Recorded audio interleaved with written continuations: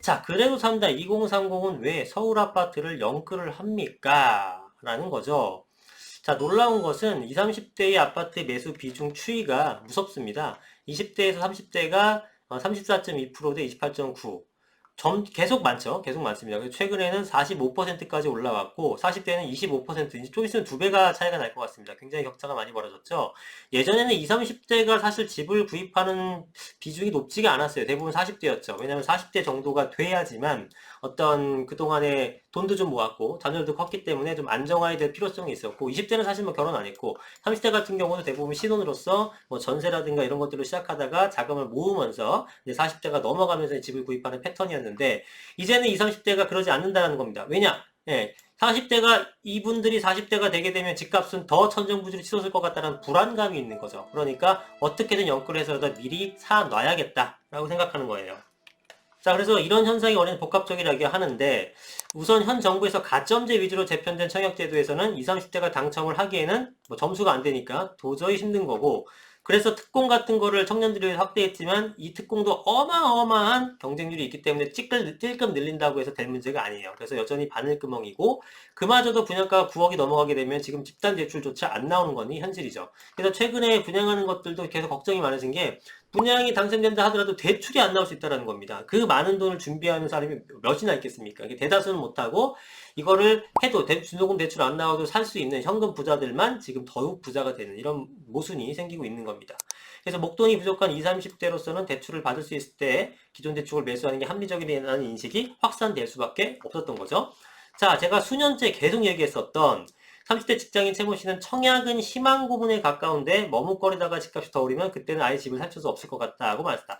자, 여러분이 당첨이 되게 되면 로또 청약 받을 수 있어요. 당첨이 되게 되면 새 아파트를 저렴하게 받을 수 있어요. 근데 그 행운의 주인공이 여러분이 될 확률이 무지막지하게 낮다라는 겁니다. 그래서 여러분이 그 희망을 끼고 있다가 몇 년 시간이 흘러버리고 그때 정신 차리고 뭔가를 하려고 그러면 이미 엄청나게 늦었기 때문에 훨씬 더 고통스럽다는 거예요.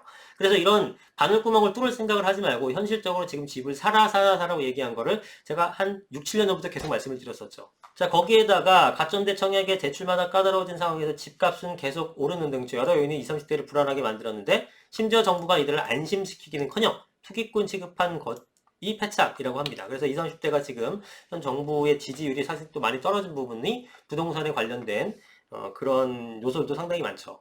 자, 이것도 정부를 믿었다가 좀 낭패로 된 케이스인데, 지난해 서울의 한 아파트를 매수한 직장인 이모 씨는 아파트 매수를 고민하던 때에 정부가 LTV를 축소하는 부동산 대책을 발표하는 바람에 매수를 포기하고 전세를 살았는데 그 2년 사이 집값과 전세값이 억소리나게 올랐다. 그런 일을 두 번 겪을 수 없다. 그래서 또 그런 일이 발생할까봐 울며 겨자 먹기로 좀 오른 금액이라도 지금 산 건데, 그렇게 샀기 때문에 그냥 망정이지, 지금, 이제 기회를 줬으니까 한번 기회가 올 때까지 기다려보자. 점점 기회가 멀어져 갑니다, 여러분들. 자, 이런 의견도 나온다고 해요. 수도권의 한 전직 공인중개사는 집값이라는 게 마냥 오르기만 하는 게 아니다. 과거에 집값이 30%씩 떨어진 단지도 있었던 기억을 떠올려보면 최근 젊은 세대의 추격 매수가 걱정스럽다고 얘기했는데, 자, 그 이어진 분석에서 부동산 관련 데이터나 콘텐츠 접근이 쉬워지면서 2030 세대가 서울 아파트의 하방 경직성에 주목한 것이 적극적 매수로 이어진 배경이라는 분석도 있다. 자, 하방 경직성에 주목한 것. 불경기 때 낙폭이 화랑기 때 상승폭보다 작다는 걸 인지하고 투자 개념으로 매수했다는 얘기다. 자, 무슨 얘기인지 아시겠습니까? 불경기 때 분명히 낙폭이 있죠. 그런데 올라갈 때 이렇게 올라가고 떨어질 때 이만큼 떨어진다 그러면 여러분 사야 되니까 안 사야 됩니까? 당연히 사야 되는 겁니다. 그죠? 더군다나 실제 KB 국민에게 월간 주택가격 동향 시계열 자료에 따르면 86년 이후 서울 아파트 가격이 두 자릿수 비율로 하락한 건 매연이 직후인 98년도 한 번뿐입니다. 그리고 이듬해 바로 12.5% 올랐기 때문에 거의 다 회복을 했고요. 그 다음에 86년부터 지금까지 두 자릿수 비율로 상승한 해가 10번입니다. 자, 그러면 떨어진 건 한 번뿐이고 이듬해 바로 회복했고, 이런 식으로 이 두 자릿수로 플러스 된 거는 10번이 넘는다. 그러니까 이렇게 올라가다 어쩌다가 떨어지고, 이렇게 올라가다 어쩌다 떨어지고, 이렇게 올라가다 어쩌다 떨어지고, 이렇게 올라가다 어쩌다 떨어지고, 이런 식으로 결국은 장기 우상향 한다는 겁니다. 올라갈 때도 있고 떨어질 때도 있지만 올라가는 시기는 훨씬 더 길고 떨어지는 시기는 굉장히 짧고, 그죠? 떨어지는 폭도 작고, 다시 올라갈 때는 길게 높이 올라가고, 길게 높이 올라가고, 떨어질 때는 다시 짧게, 작게 내려가고, 이런 식으로 하다 보니까 결국은 집을 사는 것이 맞다라는 얘기가 나오는 거죠. 자, 그래서 2030 입장에서는 언제 올지 모르는 하락장 걱정보다는 당장 눈앞의 상승장에 참여해 벼락거지가 안 되는 게 더 중요하다. 그래서 과거와 달리 여러 개 쓴 집을 바로 사는 것. 굉장히 중요한 얘기입니다.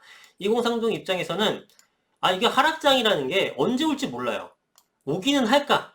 온다고 하는 게 만약에 온다고 무조건 온다고 하더라도 그게 과연 언제일까? 2030년일지 2040년일지 2050년일지 몰라요. 그럼 그때까지 떨어질 때까지 기우제 지내면서 기다립니까? 아니에요. 사놓고 기다리다가 떨어질 때 좀 버티면 돼요. 왜? 그래도 내가 구입한 것보다는 훨씬 더 상승해 있기 때문에 버틸만 하다는 얘기예요. 설마 여기쯤 되지 않을까라는 생각으로 못 사시는 분들은 요때도 그 생각하셨고요. 요때도 그 생각하셨고 요때도 그 생각하셨어요. 매번 그러는 겁니다. 이땐지 지금은 알 수 없어요. 근데 이때라고 하더라도 떨어졌어요. 운이 없죠. 기다리란 말이에요. 그럼 결국은 내가 구입한 것보다 더 올라가는 시기가 반드시 옵니다. 예, 그래서 정말 뭐 내가 좀 감당 안 될 수준으로 정말 미친 듯이 뭐 그 대출을 받아서 하라는 얘기가 아니라 가능한 한 최대한 모아갖고 내가 구입한다 그러면은 웬만하면 성공적인 투자가 될 수 있다라는 거예요. 미래에는 아무도 알 수 없지만 확률적인 싸움에서는 지금 집을 사는 것이 훨씬 더 낫다는 얘기를 다시 한번 강조드리고 싶습니다. 자, 오늘 영상은 여기까지 하겠습니다. 감사합니다.